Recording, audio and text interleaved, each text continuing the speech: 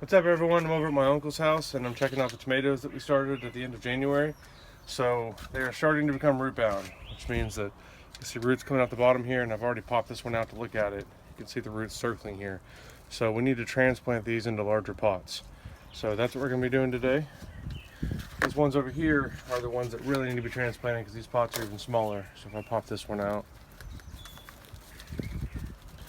what I'm doing here is I'm just loosening up the side so I can easily pull it out, but you can see the roots are starting to circle. So we've got to get this fixed. So what we got are these 1 gallon pots here, and we have our seed starting mix that we mixed up some more of here, and we're just going to be transferring the tomatoes into these pots. So I'm going to start on that and I'll come back and show that. So before we transfer these into the pots, I'm going to get the soil really wet here, and that'll help with transplant shock and just help them transition into the new pots a little better. Okay, so I've got my tomato here. I'm just going to pull it out.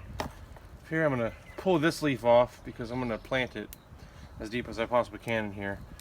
And I'm going to break up these roots a little bit so that they will stop going in circles.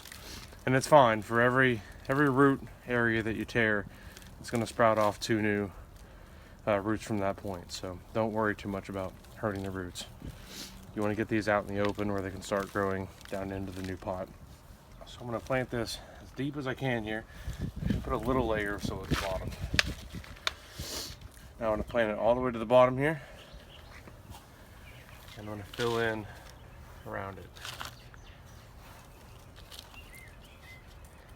I'm just kind of barely tapping this in. You don't want to press that down really hard because that's going to force out all the air that's in there.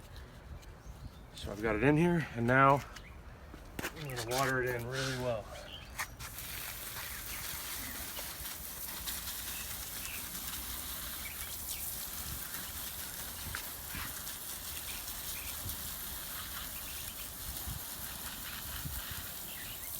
And I'll let that sit for a little bit, and then we'll come back and water it in again, probably about an hour or so, just to make sure that it's really watered in all the way. And we're going to keep going through and doing that for each of the plants. Also, I see this one has a little bit of leaf issue going on here. I'm going to go ahead and pull this off, just because I don't know if that's disease or what that is there, and I don't want it to spread to the rest of the plant. So any leaves that I see that have issues like that, I'm going to go ahead and pull them off as well. So this one's done, and now we're going to go through and pot up the rest of these. Alright, so I've got another one here, and same thing. I'm just going to pop it out from here. Again, break up the roots.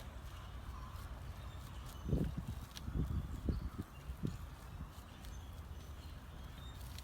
going to pull off these leaves. And the cool thing about tomatoes, you can see all these little hairs sticking off the stem. Roots are going to grow out all along that stem. And tomatoes are one of the few plants that you can do this with. Most all of the plants you've got to plant, about this part in the pot where it's not sticking down. But with tomatoes, you can plant them all the way at the bottom, and it's going to grow new roots all along that stem where there's soil. And it's just going to make for a healthier plant with a better root system. So again, just fill in.